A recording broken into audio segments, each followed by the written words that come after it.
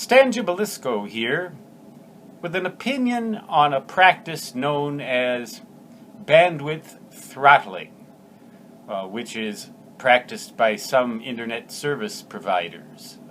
I just finished watching a video by someone who was ranting and raving with anger about the practice of throttling your internet download and upload speeds if you exceed, I believe it was 300 gigabytes a month of data transfer.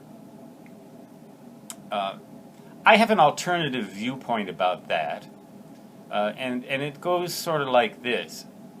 There's so much internet bandwidth available for everybody who uses the service provider, the internet, the service provider, the node,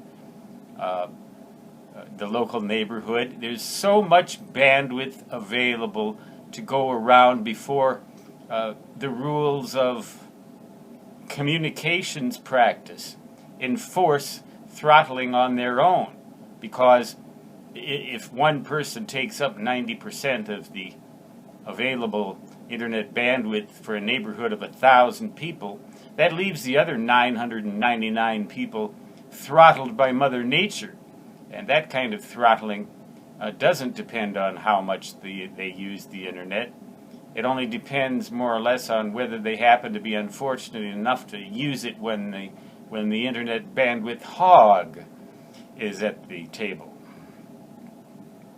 So when you complain about corporations throttling your internet bandwidth, you have to keep in mind, first of all, you might want to get the beam out of your own eye before you look for the speck in your brother's eye, if you know what I'm saying.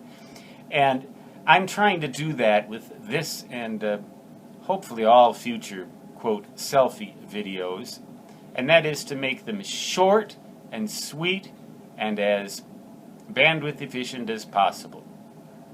People on the average click off my yammering after 2 minutes and 45 seconds anyway. I'm wasting my breath to go any longer than that. I'm trying to limit my videos to that. So that's what I'm going to do now by shutting up and hopefully making a point. Either conserve internet bandwidth voluntarily, or it will be conserved for you, either by the internet service provider or by the merciless, soulless, and absolutely final judgment-prone rules of physics. Stan Gibilisco signing off.